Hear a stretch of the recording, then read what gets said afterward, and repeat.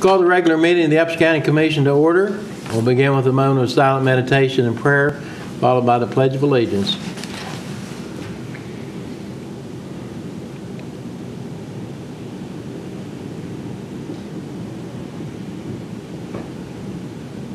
Amen. I pledge allegiance to the flag of the United States of America and to the republic for which it stands, one nation under God, indivisible, with liberty and justice for all. This time we'll have the reading of the minutes of the February 14th, 2013 Upshur County Commission meeting. The County Commission of Upshur County, West Virginia held their regular meeting at the Courthouse Annex on Thursday, February 14, 2013 at 9 a.m. Donnie Tenney called the meeting to order. There were present Donnie Tenney, Commissioner, J.C. Rafferty, Commissioner, Troy Brady, Commissioner, William Parker, County Administrator, Megan Palmery, Assistant County Administrator, and Jacqueline Dinklocker, Secretary. The meeting began with a moment of silent meditation and prayer, followed by the Pledge of Allegiance. All motions passed unanimously unless otherwise stated. After reading of the minutes on motion by J.C. Rafferty, seconded by Troy Brady, the Commission approved the regular meeting minutes of January 31, 2013 as submitted. After reading of the minutes on motion by J.C. Rafferty, seconded by Troy Brady, the Commission approved the regular meeting minutes of February 7, 2013 as submitted. Virgil Miller, Chief Deputy Administration, appeared before the Commission and provided a review of his request for service credit for usage of sick time, 120 days earned as Deputy Sheriff, to be credited to the Public Employees Retirement System, and requested that the Commission vote on the issue today. Donnie Tenney reviewed the request of Deputy Miller and other elected officials for use of sick time to be credited to PERS. The policy currently affects Deputy Miller, County Clerk Debbie Thacker-Wilfong, and Assessor Helen Phillips, as well as the request from Magistrate John Michael Kaufman. Mr. Tenney discussed the intent of the policy and talked about correcting the procedure for adopting policy so that the potential for misunderstanding and or misinterpretation will be decreased or eliminated. Mr. Tenney addressed the three issues individually. After discussion on motion by J.C. Rafferty, seconded by Troy Brady, the Commission approved the request of Debbie Thacker-Wilfong and Helen R. Phillips to use 120 days of sick leave for retirement service credit. After discussion on motion by J.C. Rafferty, seconded by Troy Brady, the Commission approved the request of Virgil Miller to use 120 days of sick leave for retirement service credit. Donnie Tenney reviewed the request of John Michael Kaufman to use 66 days of unused sick leave for retirement service credit. Mr. Kaufman clarified that his request was to have his accumulated sick leave time verified and locked in. After discussion, Troy Brady moved to grant the request to recognize that Mr. Kaufman had accumulated 66 days of unused sick leave prior to his termination of employment. After discussion, J.C. Rafferty seconded the motion. William Parker advised that the Commission should consider the possible future problems of setting this policy as precedent. Mr. Kaufman advised that he would attend a future policy board meeting to address this matter. After discussion, Troy Brady and J.C. Rafferty withdrew their motion and second to recognize the 66 days of unused sick leave. David Kaufman, Upshur County Sheriff, appeared before the Commission and provided a review of his written response to audit findings for fiscal year 2011-2012 concerning checks drafted on the Special Law Enforcement Investigation Fund.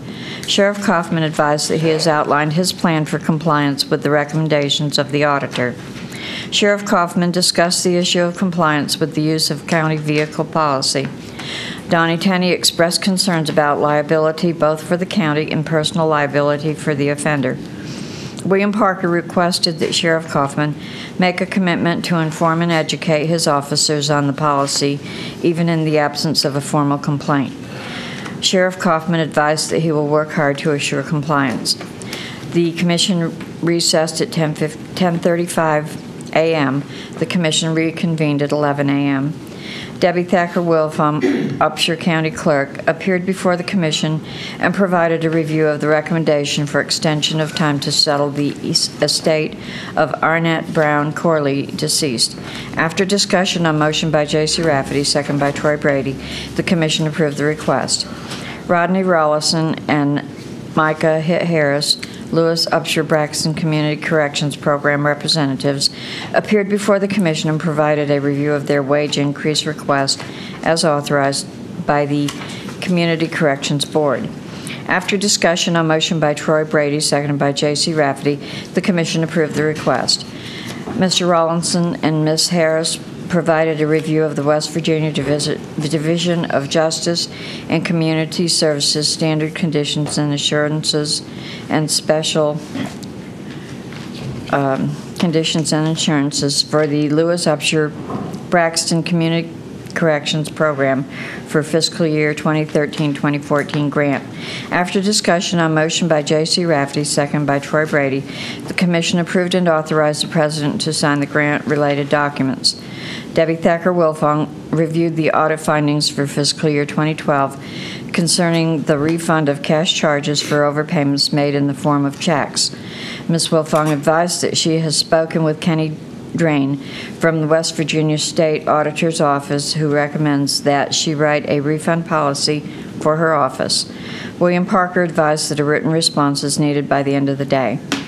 Ms. Wilfong requested to meet in executive session per West Virginia Code 6-9A-4 to discuss charges on expense reports reviewed during the audit of fiscal year 2011, paid on August 6, 2010 on check number 37916 in the amount of $1,800.23 and mileage reimbursement information.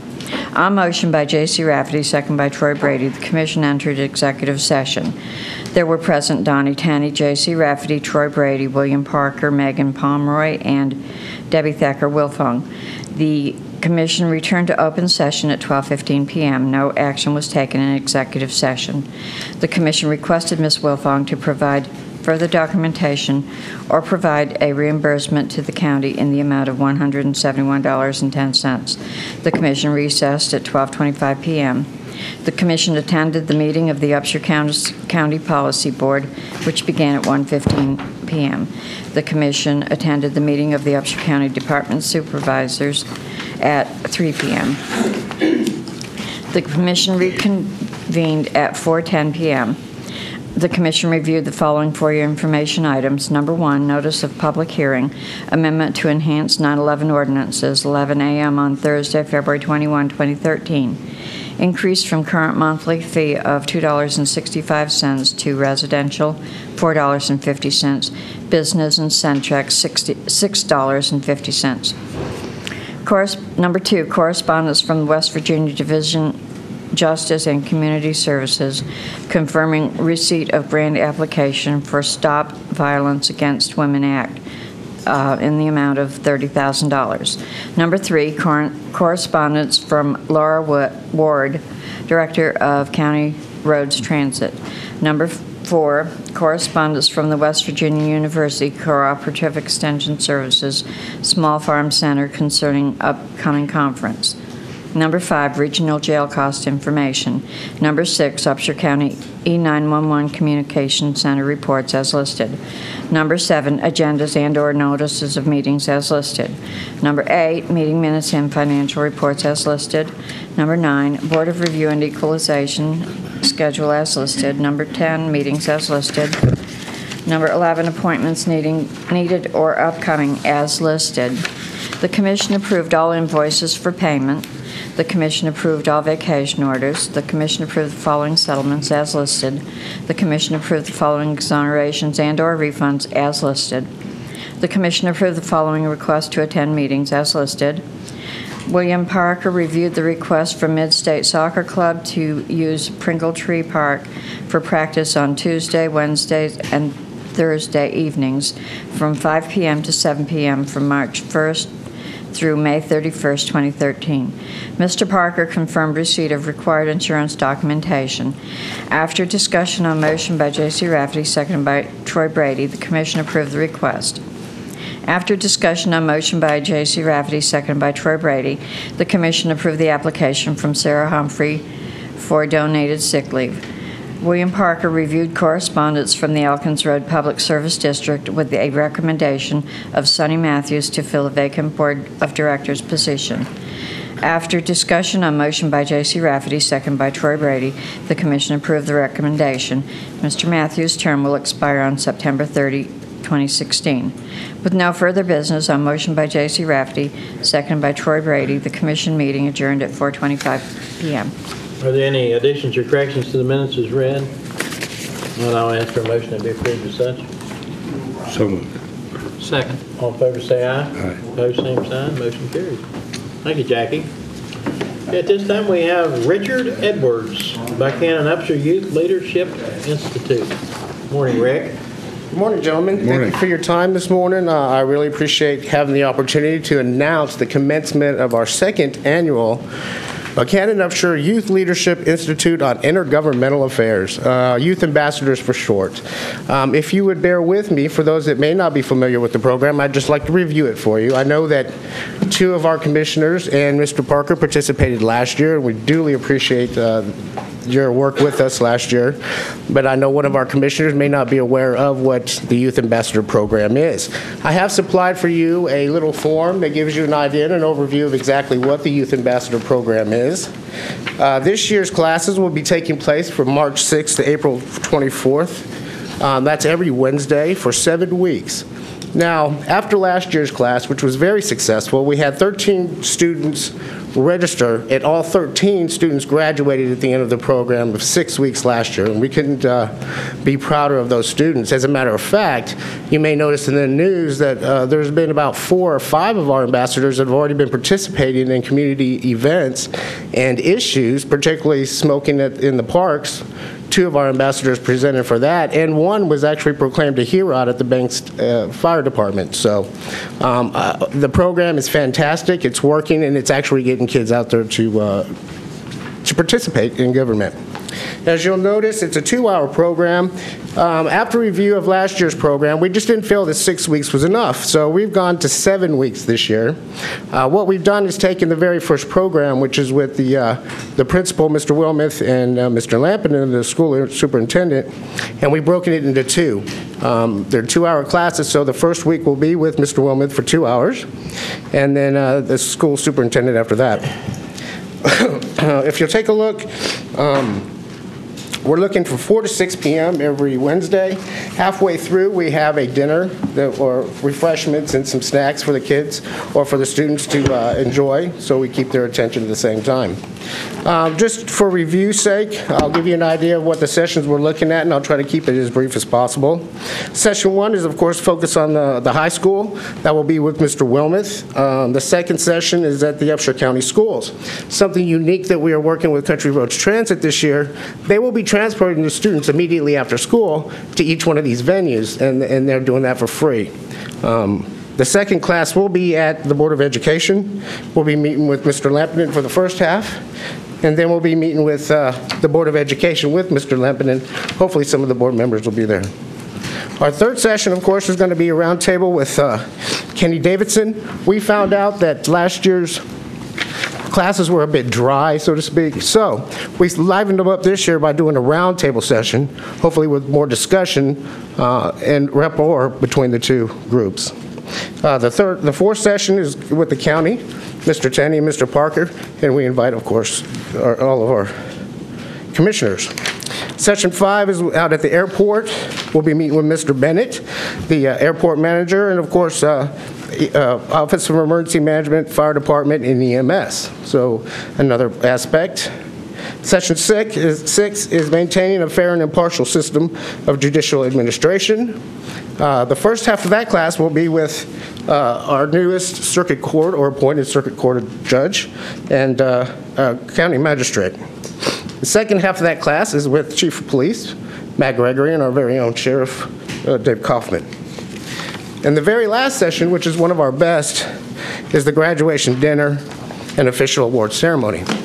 We give them a proclamation because you and the city duly proclaim them as youth ambassadors, which we're very proud of. And that's about it. That'll be Wednesday, April 24th. Halfway through is spring break, first week in April, so they'll get a break off from that. I do need to make sure that we thank a lot of the folks who are participating, particularly Country Roads Transit, yourselves, all the government officials, and West Virginia Wesleyan College, and the American Legion for helping us out. Well, Rick, I know that you've been active in this from the very beginning, and I think we should also consider thanks to you. I appreciate that. This year's class would not be possible without fellow ambassadors Mr. Pugh and Amanda Hayes. Very critical. This program wouldn't be there this year without Amanda Hayes, in particular, one of our best community organizers. I'll answer any questions you may have. Anyone have any questions? I think it's a great program, and it gets kids educated about government and gets them involved, as proof from last year that it does encourage involvement once they understand the process, the needs, community needs. So I think it's a great program. Thank you. I would mention one thing. Registration officially we put as for tomorrow, March 1st, but they can contact us at youthabambassadors@gmail.com, and we will go ahead and take their information and we will register them, at least as long as we know how many kids are going to be participating is all we're looking for. So there's never too late. We will never say no to anybody who wants to participate. We were just trying to get those numbers out. So I'll repeat that, youthabambassadors@gmail.com, and we'll be happy to go ahead and still register them anyway. Okay. All right? Thank you very much, Rick. Thank you. Thank you. Thank you. Okay, it's 9:15, and we have Mike Miller, Animal Control Officer, and David Kaufman, Sheriff, review request of reimbursement for animal containment at the Lewis Upshur Animal Control Facility. Good morning, gentlemen. Good morning. Well, as your sheriff, gentlemen, a couple weeks ago, it came to my attention that we had a Holstein calf that had been that the animal control officer and officers from the Sheriff's Department seized back on December 6th, 2012.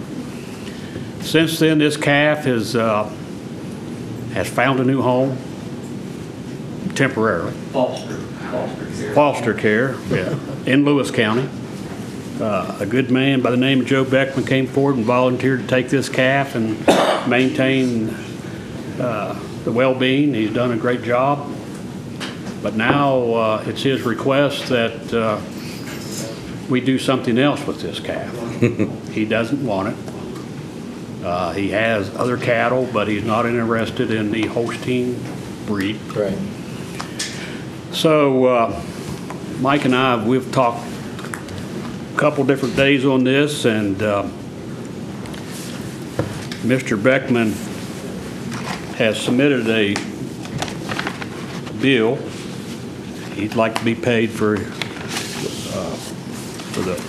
what he's put out of his pocket for the well-being, upkeep, and the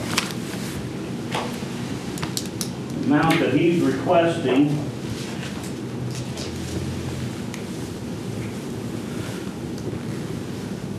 is December. He's advised that he put out $120.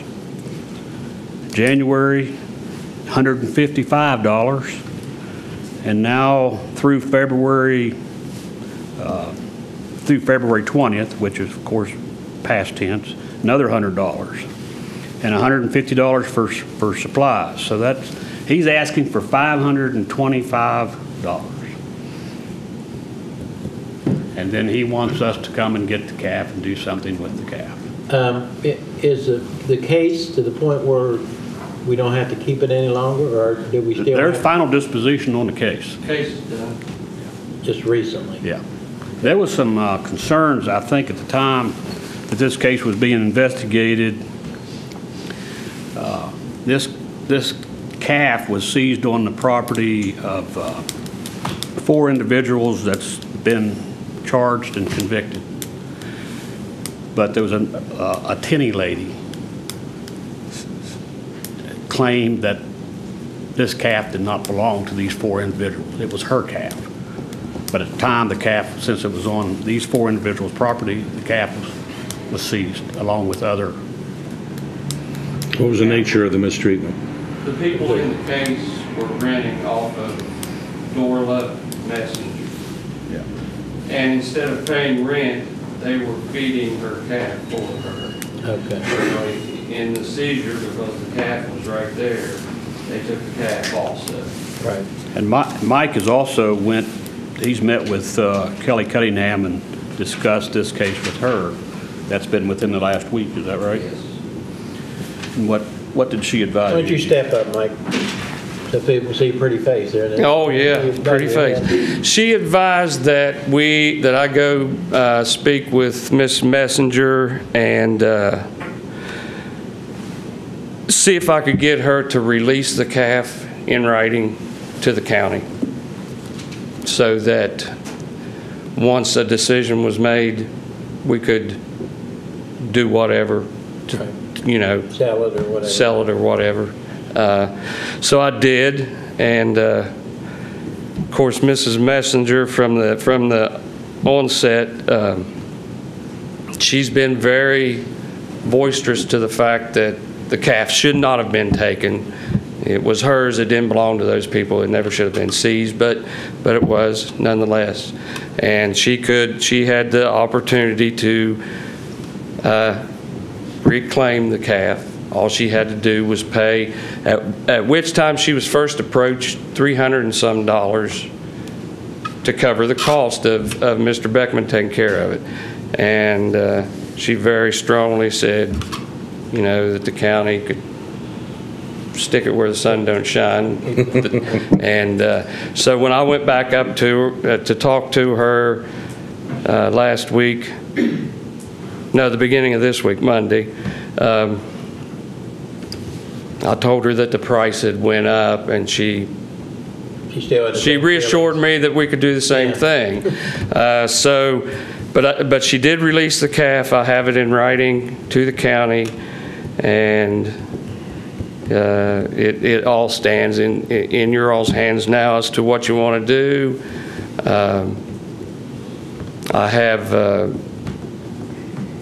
I have some documentation of what it's basically what it's going to cost to settle up with Mr. Beckman.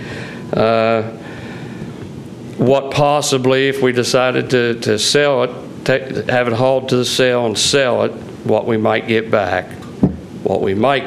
Even if anybody's interested. It's a bull Holstein, which is not in demand, right? So, but I have an agreement, tentative agreement in writing with a Thomas Dow that if the commission agrees, he would go get the calf on his own dime and take it and keep the calf forever. No more responsibility of the county if the county commission would agree to do so. Or you can take your chances at the sale, maybe sell it, maybe not, get a little bit of money back. How much does the calf weigh now? Calf weighs between 300 and 400 pounds. That's roughly guessing. We have some recent photos of it. They're not great, but the calf was about 3 months old when it was seized, and it's almost 6 months old now, ballpark. You said you had, You spoke to Charlie. like you said you had, I understood you say you had some estimates about what this class of an animal is selling for? Yes, I spoke with Charlie Helmick, and of course he runs this stock sale out here at Buchanan, and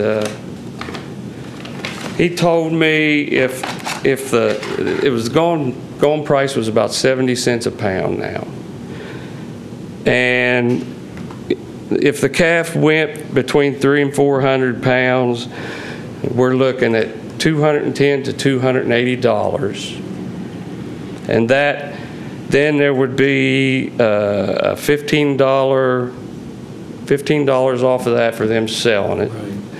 And anywhere in just a ballpark estimate, he said between $25 and $50 to have somebody go get it and haul it to the sale off of that. Okay, well, so we have the documentation that we can get rid of it now. Yes. That's in place? Yes. It's the property of the commissions, and it's whatever you gentlemen decide to do. So I don't know anything else So to we've tell got you. about $525 in it, so. You have $525 in it, and you know what Kelly did tell me also, Kelly Cunningham, is that in the judgment on this case, an amount of money was also included in the judgment to offset this. Have we collected that? No, and will you ever? Who knows? Considering It's it's one of the- $80 million statewide that's not collected.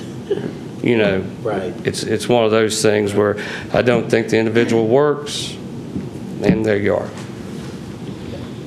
Well, go ahead, Ron. Would there be any benefit to donating this animal to the Upshur County Youth Livestock Program?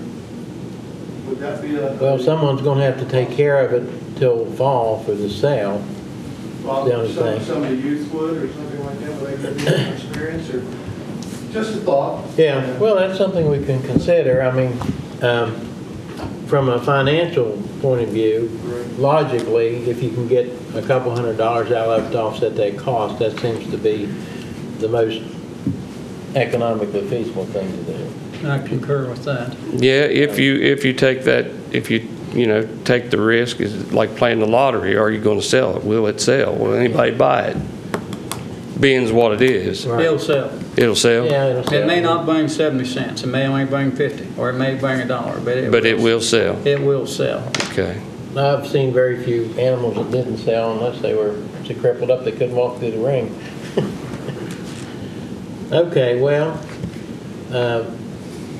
is that the consensus of the commission then, that we take it to the market and then if someone's interested, like Mr. Dow, then they can go there and purchase it and maybe get, or if the lady, you might contact the lady messenger, is that her name? Yes. And tell her what we're going to do, and then if she wants to, she can go, if she wants to go to the auction, it'd probably be a lot cheaper than if she paid the $500 some. So I'd make those folks aware of when we're going to take it. Okay. So they have that opportunity they have a last opportunity to buy it if they want it then. Well, Mr. Beckman I talked with him yesterday evening, and he assured me that he would be fine with the amount of $525. He'd had that figured up through February 20th, and this being February 28th, he still would be fine with that amount. Right. But he is also very adamant about it being out of there. Right. And I told him, possibly by the weekend. He said, just let him know when Well, I know somebody's coming. Buckhannon sells on Wednesday. I think when's Lewis County? Is it on a Monday? Saturday. Saturday? I don't know. Charlie Helmick said he could probably get somebody to go get it for us, and he'd sell it for us. Okay. Well, do we have a motion that we go that route then?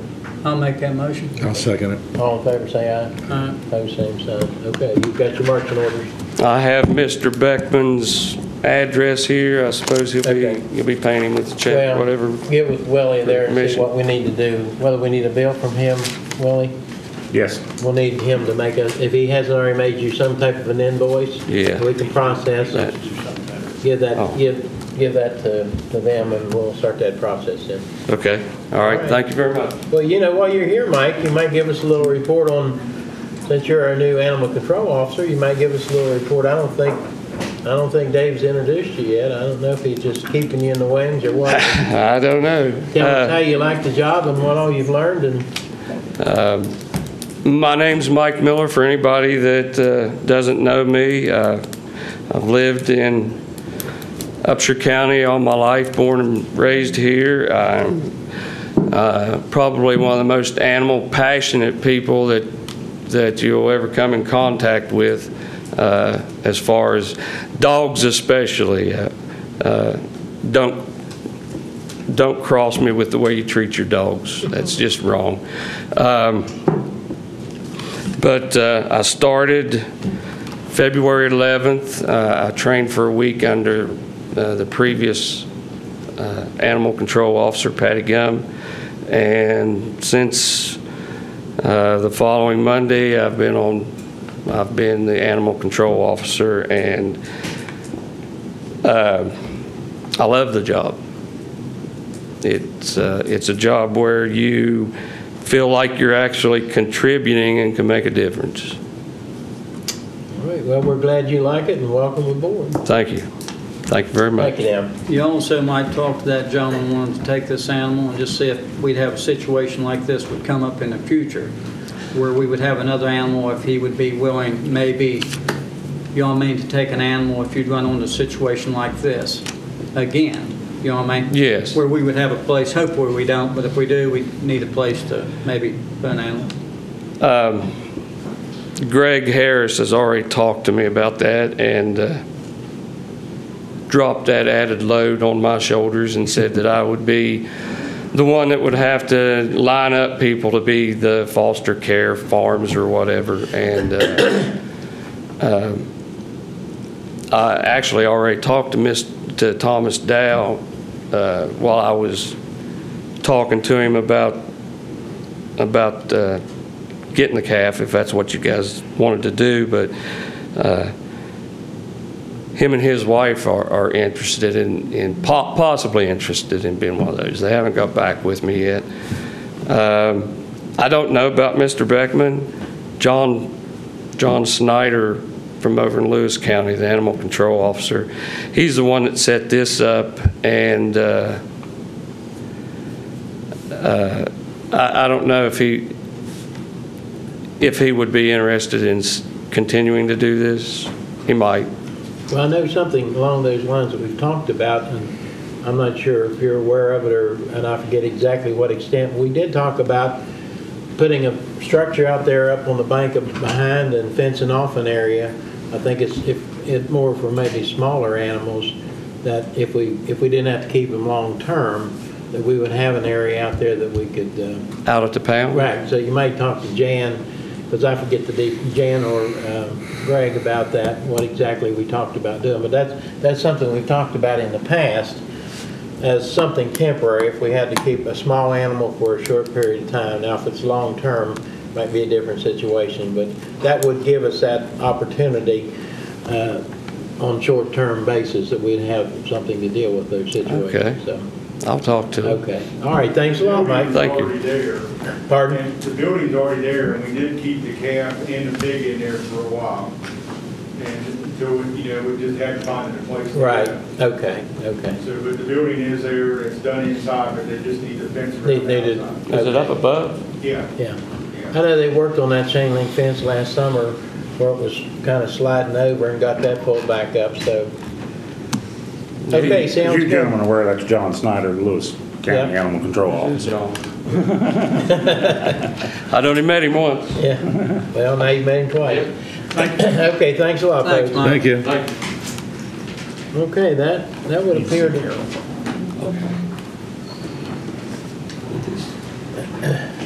That would appear to take care of the items that we have time To come out like on our agenda. Item 1 is not ready for consideration. I need time to review that still. Okay, so item 1, we will postpone that. Second item is approval of spatial and standard conditions assurances for the Prevention Resource Officer grant application. Is that along with number 1, or is that something? No, we can that's do? separate. Okay, That's just the normal conditions that are included in any federal grant application. Okay, and we just need to approve that? Yes, authorize the president's signature. It's Okay, so we have- related to the pro officer For pro grant. officer, okay. And, Also move. I second. Any questions on that, comments? Not all in favor, say aye. Aye. Opposed, same sign, motion carries. Review follow-up action concerning travel expense paid to Debbie Thacker, Wilfong Clerk to the County Commission during FY 9, 10, 10, and 11. As you gentlemen are aware, we did receive a reimbursement of $171.10 from the one of the expense reimbursements where there was a double payment made, and then some other documentation items that were covered by that. And now we have a additional question of another $75, approximately $75 on another expense report. Ms. Wilfong's not here today at the moment. I don't know if she'll be back later this afternoon or not. So we haven't gotten a response from her yet on that? Not on that, not on the second one. On the first one, the checks have been Right. received. Right. Okay, well, we will see if she's going to be back this afternoon, and then we can ask her disposition on that amount then. Okay, we have notice of public hearing, amendment to enhance 911 ordinance at 11 a.m. on Thursday, April the 4th, 2013, to increase from current monthly fee of $2.65 residential to $4.50 and business Centrex to $6.50. So we will be having that hearing on April the 4th at 11 a.m. for anyone that would like to come and speak either in favor or in opposition, or just comments to that. It's a rescheduling from last week where we did not have a meeting because we had a miscommunication on the preparation of the agenda, which I apologize for, but things happen sometimes. Due to the notification requirements, it takes a while to start the process over, so. Well, we don't want to do like the State Board of Education, have to redo something because of improper or lack of proper notification. So that's the process we're taking for that. We have the Upshur County Sheriff's financial statement for the month of January 2013 on page 17. Any questions on that? Any comments, Willie? No comments unless there's questions. So these actually are for 6-month time period, right? The balance per books?